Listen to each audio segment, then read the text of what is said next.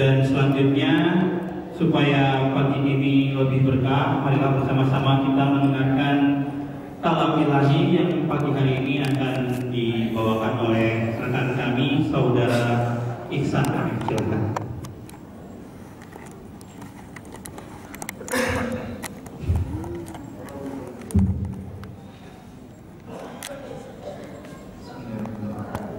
Assalamualaikum warahmatullahi wabarakatuh. Waalaikumsalam. A'udzu billahi minasy syaithanir rajim.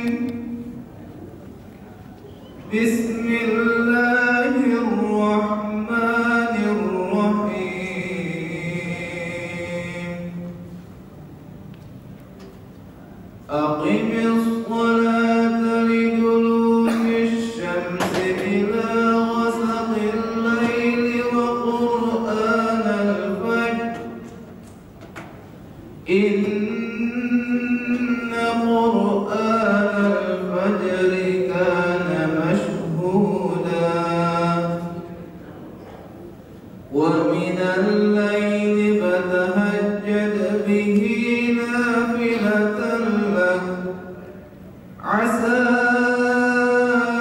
an yab'athaka rabbuka maqaman mahmuda. Wa qur rabbi adkhilni mudkhala sidqin wa akhrijni mukhraja sidqin waj'al li min ladunka sultanan nasira. Wa qul ja'al haqq wa zahaqal batil. Innal batila kana zahuqa. Wa nunazzilu minal qur'ani ma huwa shifaa'un wa rahmatun lil mu'minin. Wa la yazidu adh-dhalimina illa khasara. Wa idza an'amna 'alal insani a'rada wa na'a bi janibihi. Wa idza massahu asy-syarru kana ya'usa. Qul kullun ya'malu 'ala shakilatihi farabbukum a'lamu biman huwa ahda sabila. Wa yas'alunaka 'anir ruh. Qulir ruhu min amri rabbi wa ma utitum minal ilmi illa qalila.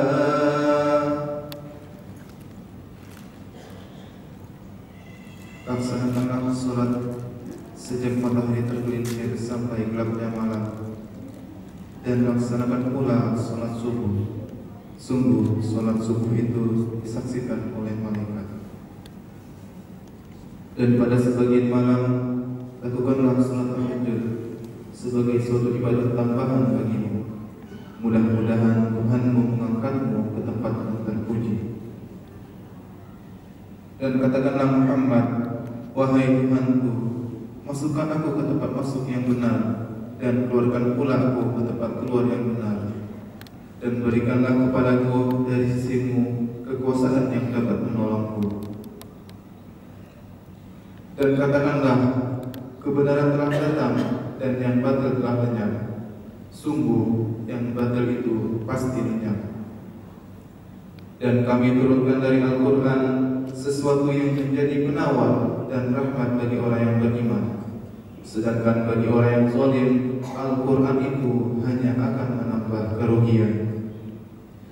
Dan apabila kami beri kesenangan kepada manusia, niscaya dia berpaling dan menjauhkan diri dengan sombong. Dan apabila dia ditimpa kesusahan, niscaya dia berputus asa. Katakanlah Muhammad, setiap orang berbuat sesuai dengan pembawaannya masing-masing, maka Tuhanmu lebih mengetahui siapa yang lebih benar jalannya. Dan mereka bertanya kepada Muhammad tentang roh. Katakanlah, roh itu termasuk urusan Tuhanku, sedangkan kamu diberi pengetahuan hanya sedikit. Maha benar Allah dengan segala firman-Nya. Assalamualaikum warahmatullahi wabarakatuh.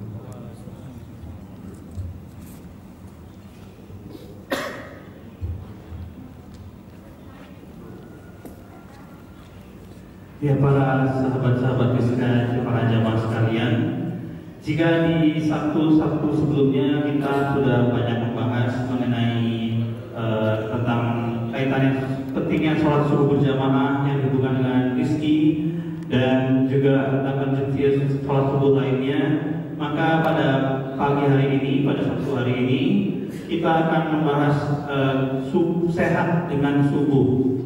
Kalau sebelumnya kita sudah dikatakan kalau mau banyak rezeki, mau rezekinya lancar, mau hajatnya lancar, maka sholat subuhlah berjamaah di masjid.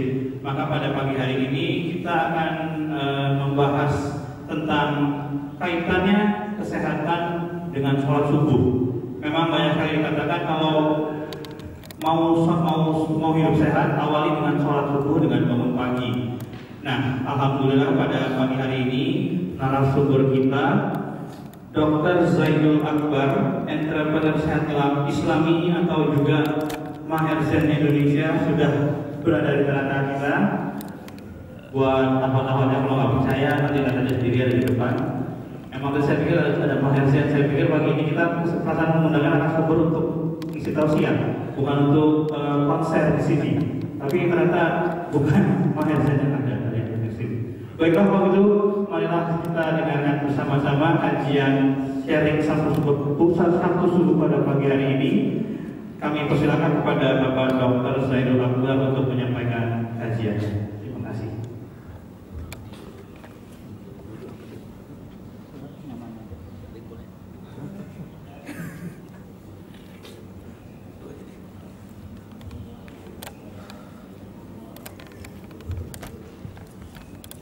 Bismillahirrahmanirrahim. Assalamualaikum warahmatullahi wabarakatuh. Alhamdulillah nahmaduhu wa nasta'inuhu wa nastaghfiruh wa na'udzu billahi min shururi anfusina wa sayyiati a'malina. May yahdihillahu fala mudilla lahu wa may yudlil fala hadiya lahu. Asyhadu an la ilaha illallah wahdahu la syarika lahu wa asyhadu anna Muhammadan abduhu wa rasuluhu la nabiyya ba'dahu. Allahumma shalli wa sallim ala nabiyil karim nabiyina Muhammad sallallahu alaihi wasallam wa ala alihi wa ashabihi wa man tabi'ahum bi ihsan ila yaumil qiyamah. Qala Allah ta'ala fil Qur'anil Karim, a'udzu billahi as-sami'il 'alim minasyaitonir rajim. Ya ayyuhalladzina amanu taqullaha haqqa tuqatih wa la tamutunna illa wa antum muslimun. Wa qala qul in kuntum tuhibbuna Allah fattabi'uni yuhibbukumullah wa yaghfir lakum dzunubakum wallahu ghafurur rahim. Jamaah salat subuh yang mudah-mudahan dimuliakan Allah Subhanahu wa taala. Alhamdulillah pada pagi hari ini kita diberikan kesempatan untuk hadir di salah satu waktu yang Allah Subhanahu wa taala bahkan Rasulullah akan menganjurkan, yaitu subuh, dan satu lagi nanti isya. Jadi salah satu tanda orang-orang munafik kata Nabi sallallahu alaihi wasallam adalah orang-orang yang meninggalkan sholat subuh berjamaah dan sholat isya. Jadi kita beruntung sekali pagi hari ini Allah berikan kesempatan kepada kita semua untuk hadir di subuh yang sungguh luar biasa. Kenapa saya katakan luar biasa? Karena memang ternyata subhanallah Rasulullah sendiri banyak sekali memberikan informasi kepada kita tentang keutamaan dari subuh. Ada yang nge-tweet nggak? Ada yang nge-tweet? Ada. Kalau nge-tweet nanti dipakai hashtag biar nanti saya bisa teris, biar nanti lebih banyak orang bisa mendengar. Dan alhamdulillah saya sendiri merasa ternyata kita sebagai seorang muslim ya, yang sudah sangat sempurna saya katakan agama kita ini, memang ternyata kunci-kunci kesehatan atau kunci-kunci keberkahan itu adalah bagaimana seseorang itu melaksanakan dan mengikuti apa yang Nabi SAW sampaikan. Jadi kalau kita cerita, mungkin khususnya saya fokuskan saja kepada kesehatan saja, nggak usah tentang entrepreneur, karena di masjid pagi hari ini juga ngomongkan keberkahan. Jadi ternyata memang seluruh apa yang Nabi SAW sampaikan ataupun Allah perintahkan itu ternyata subhanallah. Subhanallahnya apa? Di mana-mana saya sering mengatakan bahwa seluruh amal ibadah yang kita lakukan itu ternyata punya efek kesehatan. Seluruh syariat yang Allah Subhanahu wa taala ataupun Rasulullah perintahkan kepada kita punya efek kesehatan. Dan ketika ada sesuatu yang luar biasa di situ, Allah berikan penekanan. Ya. Kalau kita baca dalam surat At-Takwir, wasubhi iza tanafas, kata Allah, dan demi fajar, subuh yang apabila ia telah menyingsing. Ya. Jadi di subuh ini ada banyak sekali hadis ataupun ada banyak sekali informasi dari Allah ataupun dari Rasulullah SAW yang menyebutkan tentang keutamaan dari subuh. Bahkan dalam sebuah hadis diriwayatkan oleh Tabrani dan Hakim, disahihkan oleh Syu'bani, itu disebutkan bahwa Nabi SAW menyebutkan umatku diberkahi pada pagi hari.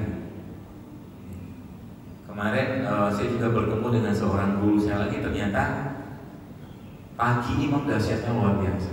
Jadi kalau orang Islam sampai kehilangan paginya itu sangat amat rugi.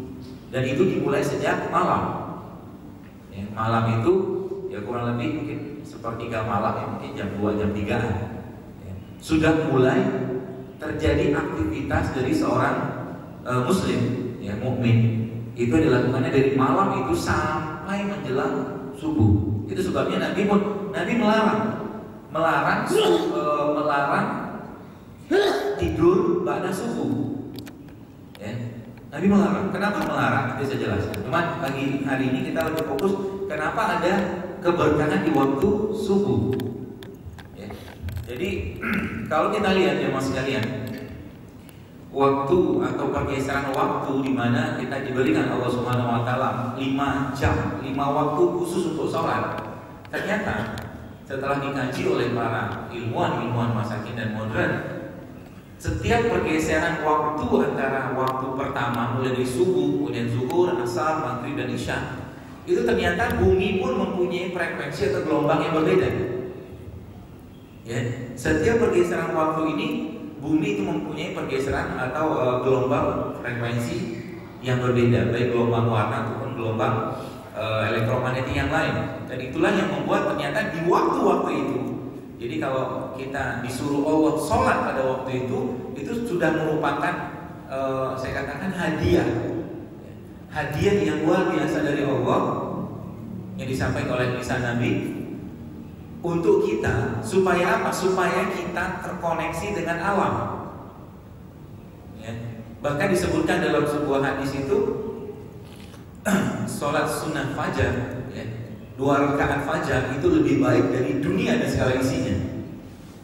Jadi kalau kita sampai kelewatan sholat, kalau qobliyah subuh lah kurang lebih seperti itu, sholat sunnah 2 rakaat sebelum subuh, itu efeknya memang luar biasa. Kenapa? Kalau kita lihat dan ternyata seluruh gelombang-gelombang warna, frekuensi atau spektrum warna dan gelombang-gelombang elektromagnetik ini itu sesuai dengan ritmenya manusia. Contoh, ketika kita cerita wasubuhi iza tanafas, ketika fajar demi subuh dan waktu subuh yang telah menyingsing, maka kita akan dapatkan subuh. Kalau Anda lihat, kita jamaah sekalian lihat, subuh itu ketika menyingsing, maka warna yang akan tampak dari matahari adalah warna merah. Ya. Warna merah yang tampak pada matahari warna yang tampak ketika menyingsing yang fajar adalah warna merah. Kita sudah tahu semua ketika cerita tentang spektrum warna merah, maka otomatis spektrum warna merah adalah salah satu spektrum warna yang sangat kuat untuk menstimulasi salah satunya jantung. Ya, jantung tuh warnanya kan merah, darah kan merah, darah. Jadi pagi merah disesuaikan sama Allah. Allah menyesuaikan untuk kita. Makanya orang-orang yang tidur pagi-pagi itu punya peluang besar kena penyakit stroke jantung dan penyakit kardiovaskular yang lain. Apalagi pada subuh. Kalau bisa usahakan jangan betul-betul kita tidur pada subuh. Ya. Kenapa? Ternyata spektrum warna waktu itu sudah didesain oleh Allah dengan gerakan sholatnya kita. Jadi kalau seorang binaragawan ditanya bagaimana cara memperbesar otot-otot badannya, maka ditanya ya olahraga, exercise, dengan cara menggerakkan yang pakai barbel atau apa seterusnya seperti itu. Tapi kalau kita muslim, sebenarnya gerakan itu kita dapatkan waktu sholat. Sholat adalah, ya kalau kata Nabi, sholat itu mi'rajul mu'min, sholat itu mi'rajnya seorang mu'min. Dengan cara apa? Coba kalau kita perhatikan. Sampai sekarang kalau saya tanya, kadang-kadang kita pun ditanya, kenapa kita disuruh takbiratul ihram? Kenapa disuruh takbiratul ihram? Ini pernah saya dapatkan kisah ini ketika salah satu ustadz di Irian itu ditanya sama kepala kampung, kepala suku di sana, anak, kenapa engkau begini-begini? Dia bilang takbiratul ihram. Terus kenapa engkau ruku? Kenapa engkau sujud? Ya. Dan kalau sampai sekarang kita ditanya kenapa juga nggak tahu, udah beritanya kayak begitu. Ya. Namun ternyata kalau peregangan yang dilakukan pada sholat dengan cara melakukan ibadah itu dengan baik, maka yang akan terjadi adalah kita mendapatkan suatu efek peregangan dari otot. Cuman yang luar biasanya saat itu kita sedang berharmonisasi dengan alam, khususnya di pagi hari di waktu merah tadi, merah.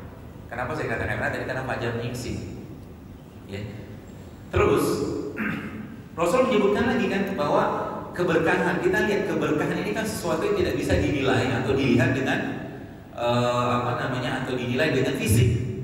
Tapi kalau kita lihat lagi, kita kaji lagi secara fisik, ya, secara ilmu sains modern, ternyata ketika pagi fajar, ya, fajar menyingsing itu, ternyata Allah berikan sejenis gas untuk kita yang dikenal dengan gas ozon. Ozon ini ternyata banyak sekali keluar ketika pagi hari, khususnya subuh sampai ke duha. Ya. Apa manfaat ozon? Jadi plus dengan spektrum warna yang tadi, yang warna merah tadi, plus juga dengan O3 atau ozon yang Allah keluarkan ketika pagi hari tadi, membuat satu kombinasi yang luar biasa pada tubuh kita. Ya. Jadi ozon adalah satu gas yang dia sangat baik untuk mencegah orang kena serangan jantung, itu yang pertama. Ozon adalah sejenis gas yang dia memperbaiki peredaran darah atau vaskularisasi kita. Ozon adalah gas yang bisa meningkatkan oksigenasi pada otak. Ya, jadi subhanallah, ternyata keberkahan itu Allah berikan pagi hari kepada kita, khusus waktu subuh, itu dengan cara salah satunya itu. Beberapa waktu lalu saya pernah pergi ke Bali. Di Bali itu ada masjid namanya Baitul Ma'mur, Monang Maning daerahnya namanya. Jamaahnya subuh masjid itu sama dengan Jumat. Ya. Saya lihat dan ternyata apa? Kalau Yahudi bilang, alah kalian Islam gak bakal bisa ngalahin kami sebelum jamaah subuhnya kalian sama dengan jamaah Jumat. Ya. Dan subhanallah ternyata ketika subuh itu kita berjamaah, jadi kalau sudah sholat berjamaah kita sudah tahu semua bagaimana faedahnya. Makanya Nabi sampai mengatakan, niscaya aku ingin bakar orang-orang yang meninggalkan sholat laki-laki yang tidak mau sholat berjamaah di masjid. Kenapa? Karena ada unsur kebersamaan dalam sholat. Ya, kalau imam sudah mau sholat, dia pasti suruh kan, dia suruh istawu, luruskan supaya apa? Supaya nyambung hatinya. Ya, kadang-kadang yang menyedihkan adalah kita lihat renggangnya soft sholat. Ya. Renggangnya soft sholat artinya renggangnya hati-hati kita. Nah, kembali ke masalah subuh tadi. Jadi ozon yang ada pada waktu subuh antara fajar sampai duha itu ternyata merupakan salah satu gas yang kalau kita inhale, jadi kalau orang bilang itu morning breeze. Jadi kalau Anda kita habis subuh gitu terus kita masuk pergi ke lapangan, kita hirup udara. Yang kita hirup sekarang bukan hanya oksigen saja, tapi ozon yang luar biasa tadi.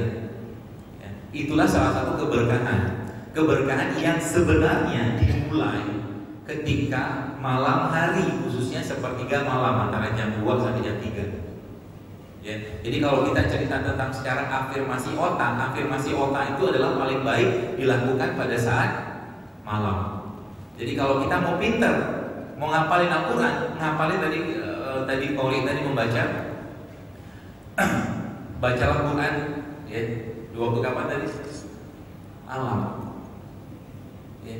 Sesungguhnya di waktu malam itu salah satu waktu yang terbaik adalah untuk membaca Al-Quran. Kenapa? Saat itu ternyata frekuensi gelombang otak kita sedang menyesuaikan dengan hormon kita. Sehingga kalau kita membaca Al-Quran saat itu huruf-huruf ataupun hafalan kita akan cepat masuk, dan itu berlangsung sampai subuh. Kalau orang NLP bilangnya afirmasi. Afirmasi terbaik itu adalah pukul 2, pukul 3 sampai subuh. Makanya orang-orang pintar adalah orang-orang yang bangun malam. Kalau kita lihat bagaimana para sahabat zaman dulu bisa menguasai 2/3 dunia, salah satu rahasia besar mereka adalah mereka bangun malam. Ya, sebab apa? Malam dimulai dari ketika malam hari, hormon-hormon kita ya, saat itu sedang teraktivasi semua, dan ternyata dengan adanya sholat, gerakan-gerakan sholat itu yang alhamdulillah dapat penelitian oleh Dr. Soleh di Surabaya, kadar keikhlasan seseorang itu bisa dinilai dari sholat malamnya dia dengan cara apa? Mengukur hormonnya ya. Jadi ketika malam hari dengan gerakan-gerakan sholat tadi ya, plus dengan bacaan tadi, ternyata apa? Terjadi potensiasi otak. Potensiasi otak ini diukur dengan cara ada peningkatan hormon yang terjadi pada malam hari tersebut sehingga sampai waktu pagi ya, waktu subuh. Sehingga saya katakan beruntung sekali kita jadi seorang mukmin. Kenapa? Seluruh aturan ini Nabi Sallallahu Alaihi Wasallam sampaikan. Nabi sudah memberikan suatu petunjuk kepada kita. Nabi sudah memberikan suatu arahan kepada kita bagaimana cara untuk hidup lebih baik. Tapi kalau kita cerita dalam Islam, kita nggak cerita tentang fisik, tapi kalau kita cerita keberkahan, bless dulu, keberkahan, diberkahi dulu baru berlimpah. Berkah dulu baru berlimpah, bukan berlimpah dulu baru berkah. Kenapa? Berlimpah belum tentu berkah. Nah, kalau cerita tentang keberkahan itu nggak mampu dinilai dari fisik, nggak bisa. Ya. Nah, jadi kita kembali ke subuh tadi. Ketika pagi tadi saya jelaskan dengan adanya ozon tadi, dengan adanya ozon yang Allah keluarkan ketika pagi hari tadi, itu ternyata memberikan satu efek kesehatan yang luar biasa. Plus juga dengan gerakan-gerakan sholat tadi, makanya kalau ya mas kalian pernah membaca sebuah hadis bahwa Nabi Ibnu Mas'ud pernah mengikuti sholat bersama Nabi Sallallahu Alaihi Wasallam. Dalam sholat itu Nabi membaca itu sholat malam ya, sholat malam. Nabi saat itu membaca surat Al-Baqarah. Nabi membaca surat Al-Baqarah. Selepas itu membaca 2 surat panjang lainnya sampai Ibnu Mas'ud mengatakan saat itu Nabi sholat rukunya sama dengan berdirinya. Ruku Nabi sama dengan berdirinya. Artinya kalau Al-Baqarah dibaca secara normal berarti sekitar 2 jam lebih, kurang lebih. Nabi ruku sama dengan berdirinya. Lalu apa hebatnya? Pasti hebat, luar biasa. Kalau kita cerita kualitas sholat Nabi, kualitas ibadah Nabi, kita nggak usah pertanyakan. Tapi yang saya mau ceritakan di sini adalah begitu dahsyatnya ketika Nabi sholat seperti itu. Ternyata apa? Sholat salah satu gerakan. Kalau kita cerita orang Islam ini kan amal ibadah yang pertama kali akan dicek oleh Allah adalah sholat. Baik sholat, baiklah semua. Dan ternyata apa? Orang-orang yang melakukan sholat dengan benar adalah orang-orang yang pertama otak mereka akan sehat. Kenapa? Sujud akan menguatkan proses pengeluaran atau proses distribusi darah menuju otak. Jadi kalau kita coba nanti jamaah sujud, kalau kita lihat sujudnya nanti itu kan direnggangkan sampai kalau bahasa ulama itu anak kambing kecil itu bisa lewat di daerah daerah segitiga kita itu. Makanya sujudnya dipanjangin supaya apa? Sujudnya dilamain, sujudnya dipanjangin sehingga apa? Ada tarikan antara tulang belakang sampai ke otak. itu sujudnya. Itu mau pintar banyakin sujud, dan saat terbaik untuk berdoa adalah sujud kita yang pertama, dan saat terdekat hambanya Allah kepada hamba ketika sujud. Tapi di luar bagi semua, kalau kita balik lagi ke atas, aku bagi ruku, ada ruku di situ. Rukunya Nabi adalah ruku di mana 90, kurang lebih 90 derajat. Ya, Nabi menyuruh kalau engkau meletakkan air atau air di atas pundakmu, maka air itu tidak akan tumpah. Ya, kalau kita coba ruku kayak begini, maka orang-orang yang ruku kayak begini, insya Allah niscaya dia akan dijauhkan oleh Allah dari penyakit-penyakit yang hubungan dengan tulang belakang sampai ke pinggang. Ya, jadi kalau kita mulai ada perasaan pegel-pegel gitu, pegel-pegel ataupun sakit pinggang, lamain aja rukunya lamain. Kalau lagi pusing-pusing, bete agak lemot mikir-mikirnya, lamain sujudnya. Ya, tidak apa-apa, boleh-boleh aja waktu sujud banyak-banyak doa. Nah, dan yang luar biasanya adalah ketika pagi hari itu terjadi, jadi alam sudah memberikan gas tadi kepada kita, dan kita melakukan. Jadi sholat subuh itu sholat yang sangat dianjurkan untuk dilama-lamain bacaannya khususnya. Ya. Kenapa? Karena kita disuruh oleh, sebenarnya seakan-akan disuruh oleh Allah untuk berinteraksi dengan alam. Ya, makanya sholat subuh dan sholat isya adalah sholat yang dianjurkan untuk berlama-lama. Ya, karena salah satunya adalah tadi kalau subuh ya, karena adanya morning breeze tadi, embun pagi. Nah, kemudian dan ternyata yang luar biasanya adalah ini saya juga mendapat, kalau jemaah pernah kita baca dalam surat Al-Anbiya kalau salah, waja'alna minal ma'i kulla syai'in hayy, dan dari air kami jadikan segala sesuatu yang hidup. Subhanallah, ternyata Allah memberikan lagi nikmat kepada kita dalam bentuk pagi-pagi itu. Selain tadi ada gas, kita disuruh sholat subuh berjamaah, dan salah satunya lagi adalah embun. Embun itu kan air, tapi karakter embun adalah karakter di mana air yang didapatkan pada pagi hari tadi karakternya tidak sama dengan air ketika siang hari. Makanya kalau bisa mendapatkan embun di pagi hari dan embun itu airnya bisa diminum, itulah salah satu keberkahan yang akan kita dapatkan dari Allah. Dan bahkan kami juga pernah mencoba orang-orang yang kena luka ke borok-borok atau korek-korek yang kayak gangren itu ternyata ketika ditetesin embun, luka itu penyembuhannya akan jauh lebih cepat. Nah, dapatin embunnya ini jadi masalah sekarang. Bagaimana cara dapatin embunnya? Susah dapatnya. Jadi kita diberikan kesempatan untuk sholat oleh Allah pada pagi hari tadi, dan kita diberikan gas oleh Allah, plus juga dengan sholat tadi. Dan ternyata yang terakhir yang saya baca juga, ternyata embun itu tadi yang ternyata amat sangat menyehatkan, bisa diminum lagi, nggak perlu dimasak. Kalau dimasak rusak. Jadi embun ini tadi yang bisa kita tampung, kita ambil, yang kita konsumsi pagi-pagi khususnya, ya, dengan cara ya dikonsumsi biasa, jangan kasih apa-apa lagi. Itu ternyata memberikan satu efek kesehatan yang luar biasa, bahkan untuk memperbaiki sirkulasi darah, karena tinggi sekali oksigennya, ozon bahkan pada pagi hari. Ya. Jadi bersyukur sekali lah saya katakan kita ini diberikan peluang di pagi hari ini, mulai dari malam sampai subuh tadi, sampai duha. Ya. Beberapa rekan-rekan kami juga itu yang mencoba menerapkan pola ini. Jadi mereka untuk anak-anak yang tahfiz Quran, yang belajar Quran, itu mereka ternyata ngapalin Qurannya itu atau murojaahnya disarankan ketika malam dengan cara sholat. Jadi mereka sholat itu malam-malam disuruh baca ayat-ayat ataupun surat yang mereka hafal sampai ke subuh. Ya, dan itu ternyata jadi dalam satu hari itu mereka cuma tidur sekitar 2-4 jam, 3 jam bahkan. Dan itu tidak menyebabkan mereka ngantuk. Artinya dengan sholat, dengan tidur seperti itu saja nggak membuat mereka ngantuk. Kenapa? Kalau kita cerita tidur, lagi-lagi tidur ini kan salah satu nikmat yang Allah berikan kepada kita semua. Tidur, sehingga apa? Kalau tidur, kata-kata Rasulullah itu matikanlah lampu. matikanlah lampu ketika tidur. Sebab apa?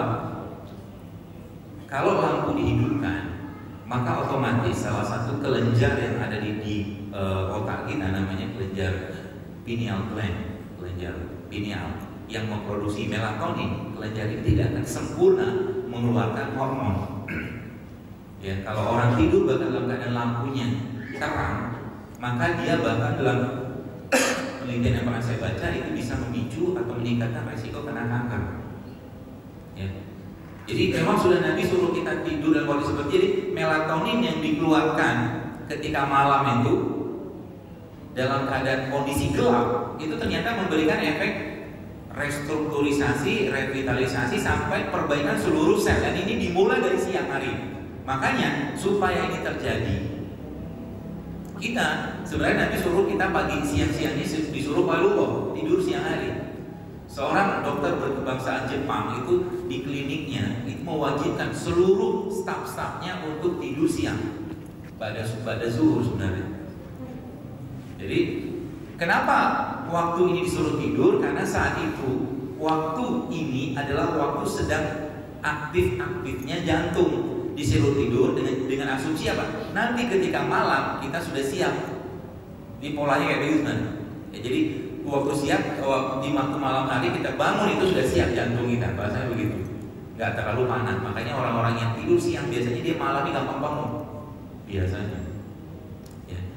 Jadi kalau kita lihat memang subhanallah begitu banyak kemuliaan ataupun keberkahan yang Allah berikan kepada kita di pagi hari ini, yang membuat kalau sampai kita meninggalkan atau terlewat dari waktu subuh mulai dari malam khususnya itu ternyata rugi sekali kita, amat sangat rugi. Kenapa? Dari manfaat kesehatannya, dari manfaat keberkahannya. Dan di pagi hari pun dalam sebuah hadis pun Rasul menyebutkan bahwa malaikat pembawa rezeki itu turun pagi hari, ya, menyampaikan rezeki dari Allah. Jadi orang-orang yang tidur terlelap di waktu subuh tidak sengaja khususnya gitu ya, sampai ke duha, sebenarnya selain dari dia melewatkan rezeki tadi yang pertama, yang dilewatkan yang kedua adalah manfaat kesehatan. Dua-duanya nggak didapetin, jadi sayang sekali. Ya. Terus dengan kita sholat subuh atau sholat fajar tadi, kita dapat satu manfaat yang luar biasa. Kenapa? Di waktu malam kita sudah disuruh Allah, disuruh Nabi untuk sholat. Saat itu sudah terjadi stress relax dengan gerakan sholat, dan ketika subuh sholat sunnah fajar ini kita dapatkan lagi satu manfaat ozon yang luar biasa. Jadi sebenarnya dari sini kita sudah mendapatkan rezeki yang berlimpah dari Allah. Ya, jadi jangan sampai waktu ini. Jadi kalau ya teman-teman bilang itu kalau mau kaya ya bangunlah subuh. Kalau mau dapat rezeki yang berlimpah bangunlah waktu subuh. Kalau mau dapatkan semangat kebersamaan atau semangat jamaah yang besar ya sholat subuhlah berjamaah. Ya. Bahkan Nabi, orang buta sekalipun Nabi sampai mengatakan ya pergilah kau ke masjid. Jadi nggak ada uzur bagi seorang buta sekalipun untuk tidak sholat berjamaah di masjid. Ya. Nah dengan cara seperti ini sebenarnya kita mengikuti saja. Saya katakan kul ikut untuk ikuti saja. Kalau kau cinta Allah kata Nabi, ikutin aja apa yang kau bilang. Apa yang aku sampaikan ikutin aja, nggak usah ditanya-tanya. Kalau kita zaman Nabi, kalau para sahabat disampaikan tentang suatu mereka samina wa ata'na. Kalau zaman sekarang kita samina wa asoina.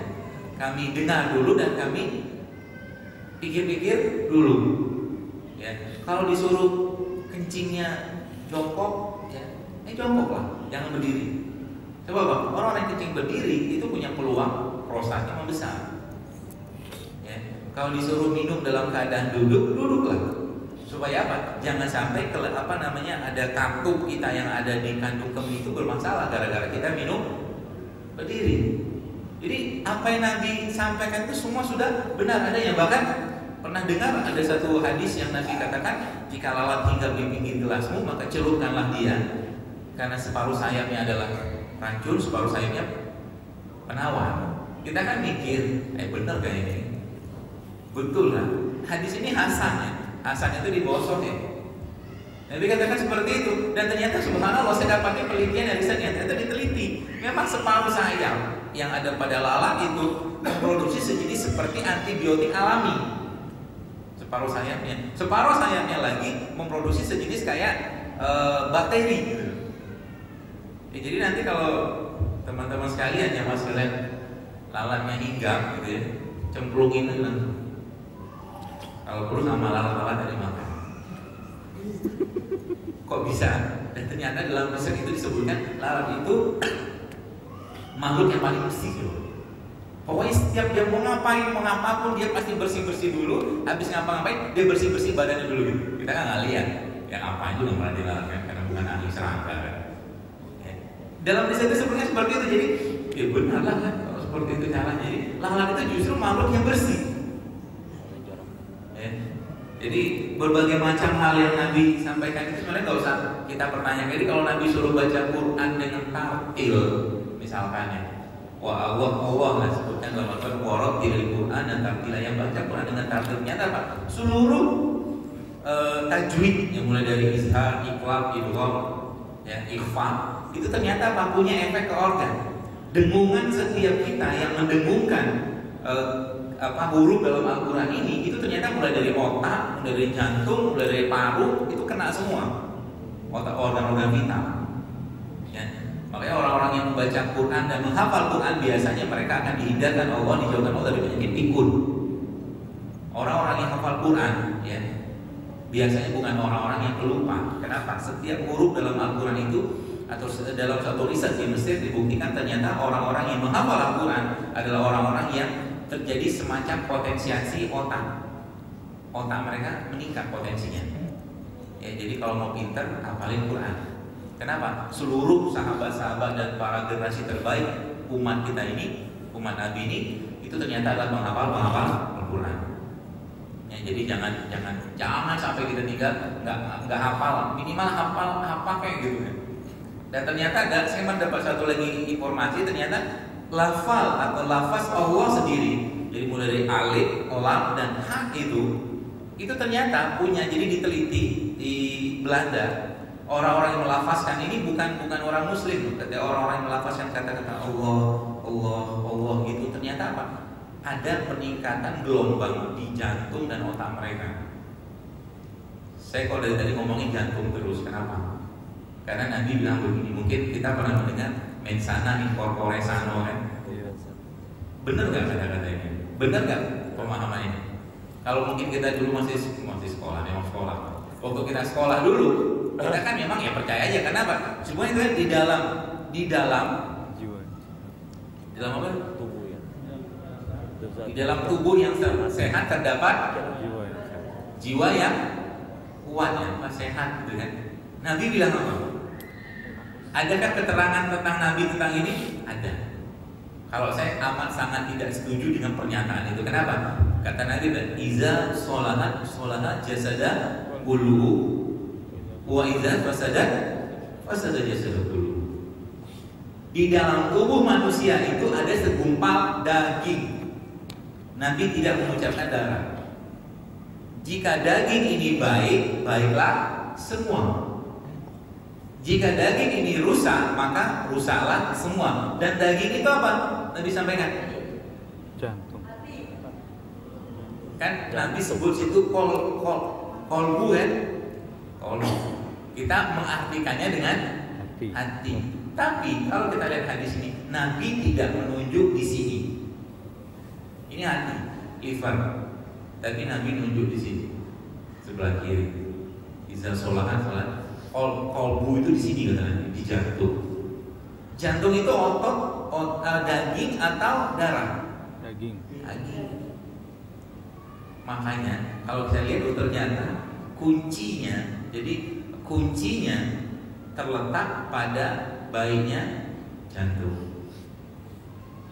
Baik jantung, baiklah semua. Kenapa? Dialah yang mendistribusikan darah, dia yang ngurusin darah, dia segala macam berhubungan dengan kehidupan jantung. Makanya orang yang jantungnya baik, ya, orang yang jantungnya baik kan, bukan kalau gelombang EKG itu kan dia kan begini gitu kan.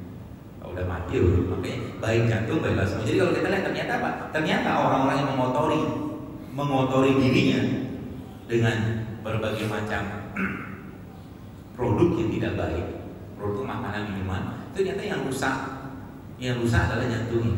Dan ini sih terlepas ini benar atau tidak, tapi kalau ada kata guru saya dikatakan kalau Anda mau melihat jantung seseorang itu baik atau tidak, lihatlah giginya. Gigi. Ada apa di gigi? Kalau giginya banyak karang, jantungnya banyak masalah. Terus kalau jangan digitu-gituin banget, apa ya? Gak hilang kok karangnya, tetap ada. Jadi itu kalau seandainya kita itu Pak dibersihin sama dokter gigi bisa nggak? Oh bisa, tapi muncul lagi. Kenapa? Memang benar dan ternyata apa? Gigi itu sangat erat hubungannya dengan jantung. Bahkan penyakit jantung yang disebut dengan endokarditis infektif itu bisa diakibatkan oleh gigi yang buruk. Ya. Jadi kalau melihat gigi apa bagusnya jantung kita itu, kata guru saya itu, ya lihat gigi. Apalagi banyak karangnya, apa segala macam yang nggak bersih, jantungnya masih masalah. Berarti kalau jantung masalah, berarti ada gangguan. Ya, itu sebabnya saya sering bilang di mana-mana, penyakit itu tidak akan datang kepada orang yang emosinya baik. Emosi itu apa? Dikontrol oleh perasaan, perasaan dikontrol oleh hormon. Hormon salah satu yang berperan adalah jantung. Makanya orang yang beriman pasti emosinya baik. Orang yang menjaga imannya pasti emosinya baik. Jadi kalau Nabi bilang itu ya seorang beriman itu ibarat pohon kurma. Jadi pohon kurma itu kan manfaatnya semua ada di pohon kurma itu. Ya. Jadi orang yang beriman dia akan menjaga lisannya. Orang yang beriman dia tidak mungkin berdusta. Orang yang beriman dan yakin pada hari akhir dan pada Allah, gak mungkin dia mencuri. Orang yang beriman gak mungkin dia mau makan yang tidak halal. Apalagi kita kesehatan. Kalau kita cerita kesehatan sedikit tadi, mungkin kita sudah komplit. Kalau saya bilang, kalau cerita fisik sudah ada aturan-aturan Nabi. Tapi kalau cerita non fisik, ruh atau jiwa, obatnya apa? Wa nunazzilu minal Qur'an tadi. Wa nunazzilu minal Qur'an ma huwa shifa wa rahmatul lil mu'minin. Dan kami turunkan Al-Qur'an sebagai shifa. Shifa itu obat, bukan obat, lebih tepatnya penyembuh. Kalau obat itu dawa. Penyembuh itu maknanya jauh lebih besar. Makanya dalam Al-Quran hanya dua yang disebutkan sebagai sifat. Yang pertama adalah madu, yang kedua adalah Al-Quran. Bisa nggak Al-Quran yang buat ngobatin orang sakit? Kalau saya bilang, bisa nggak Al-Quran bisa ngobatin orang stroke? Nggak bisa. Kalau nggak dibaca. Sembuh nggak? Sembuh bukan urusan kita, Bu. Sembuh dan sembuh itu urusan Allah. Tugas kita hanya ikhtiar aja, ngikutin apa yang disampaikan oleh Nabi. Pernah dengar ada satu kisah di mana para sahabat saat itu melewati sebuah kampung. Di kampung itu kepala kampungnya itu kena sengat kalajengking. Sekarang saya tanya, kalau kita orang kena sengat kalajengking, mentok-mentok paling kita bawa ke UGD. Di UGD disuntik anti bisa segala macam, anti bla bla bla bla. Tapi apa yang mereka lakukan saat itu, para sahabat? Apa yang mereka lakukan? Mereka cuma baca Al-Fatihah. Sembuh nggak? Biiznillah. Ternyata sembuh. Jadi kalau kita, makanya kan sambungan ayat tadi apa? Wa nunazzilu minal Qur'an ma huwa shifa wa rahmatul lil mu'minin. Terus apa tadi? Wala yazidu zalimina illa khasara. Hanya orang-orang zolim yang tidak yakin ini. Kalau saya yakin, terus berarti kita bisa dong. Kalau orang sakit demam kita baca Al-Quran bisa. Sembuh nggak? Allah ya. Itu bukan urusan kita. Kan Allah sesuai sangkaan hambanya. Ya Allah, aku sudah berobat dengan Al-Quran. Al-Quran adalah syifa yang Engkau turunkan kepada kami. Urusan sembuh itu urusan Engkau. Kami cuma minta Engkaulah yang menyembuhkan. Ya sembuhkan ya Allah. Makanya dalam pengobatan pun ada yang namanya akidah dan tauhid dalam pengobatan.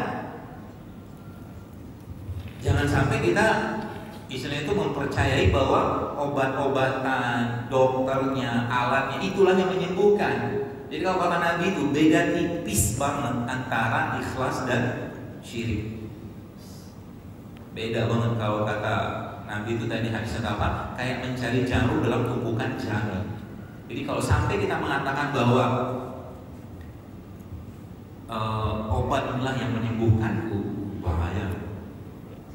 Dokter inilah yang menyembuhkanku, bahaya. Ya. Jadi dengan seperti ini kita tetap menjaga. Kenapa harus kayak gini? Karena memang satu-satunya yang bikin kita selamat dunia akhirat adalah apa? Adalah tauhid. Man syahida annahu la ilaha illallah Muhammadur Rasulullah dakhala jannah. Barang siapa yang pernah mengucapkan kalimat la ilaha illallah Muhammadur Rasulullah dakhala jannah, dia akan masuk surga. Bahkan ada seorang Arab Badui mengatakan, ya Rasulullah, meskipun kami tidak sholat, meskipun kau nggak sholat, meskipun kami nggak beramal, meskipun kau nggak beramal, kuncinya apa? Ketika kau mati jangan sekutukan Allah. Itu aja kunci. Ya, tapi tentunya dicuci dulu ya, aja langsung masuk surga. Cuci dulu di jahanam kan, sampai keluar kita kecap. Itu hadis.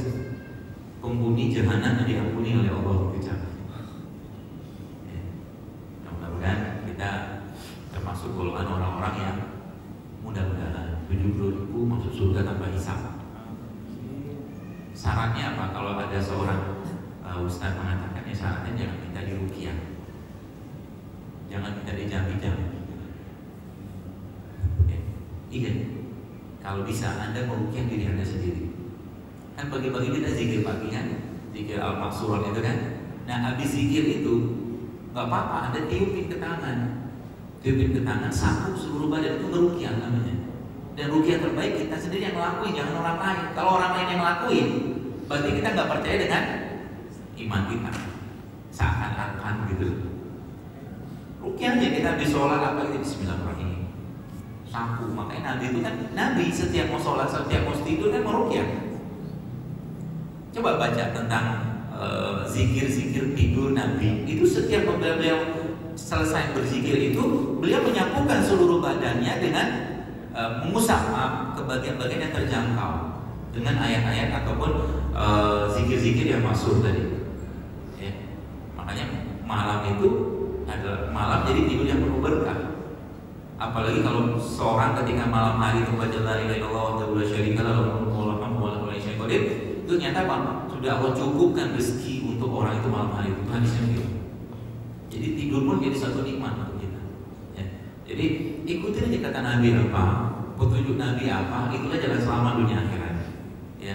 Kalau Nabi bilang sholat subuhlah berjamaah, bahkan ada beberapa riwayat menyebutkan Nabi itu bahkan kalau ketika kelewatan sholat fajar, sholat sunnah subuh itu, beliau melakukannya pada subuh, khusus buat Nabi ya. Buat kita nggak boleh, karena habis subuh nggak boleh sholat lagi, kecuali sholat yang sudah disampaikan. Salah satunya mungkin sholat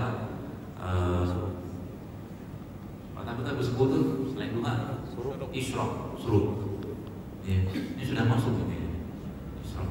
Dan sholat itu dalam sebuah hadis sahih juga disebutkan pahalanya sama dengan pahala sekali umroh. Ya.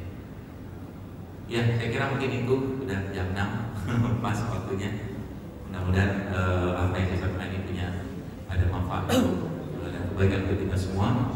Dan seterusnya saya serahkan kembali kepada pengacara. Assalamualaikum warahmatullahi wabarakatuh. Waalaikumsalam warahmatullahi wabarakatuh. Yang sangat menarik sekali materinya tadi, dan selanjutnya kita akan buka sesi tanya jawab. Tapi berhubung waktunya tidak terlalu banyak, kita buka sesi pertanyaannya, satu dari Ahmad dan satu dari Ikhwan. Untuk Ahmad ada pertanyaan. Untuk dari Ikhwan ada pertanyaan? Oh ada. Kita mulai dari yang lebih senior dulu mungkin ya, Ikhwan ya.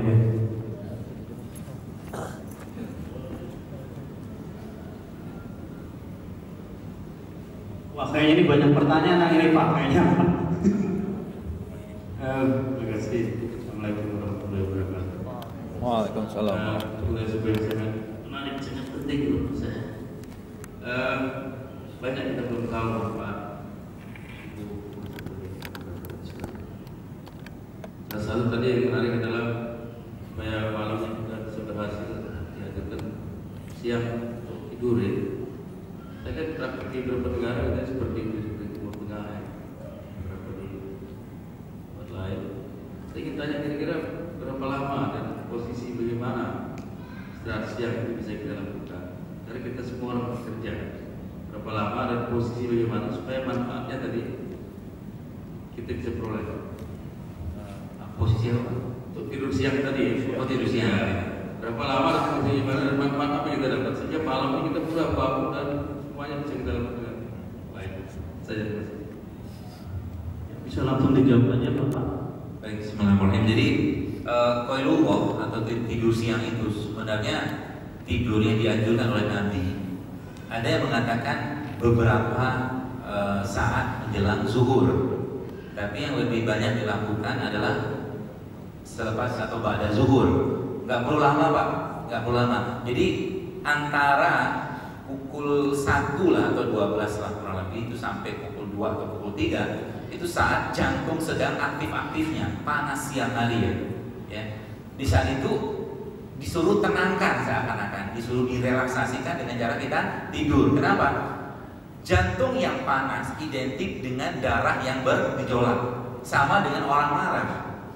Nabi bilang kalau lagi marah berwudulah, karena marah identik dengan panas atau api, ditenangkan dengan wudu air. Kalau enggak dengan air disuruh sholat, kalau enggak baring kan gitu. Nah, makanya salah satu cara terbaik untuk merelaksasikan jantung itu adalah dengan cara melakukan qailullah tadi, tidur siang. Berapa lama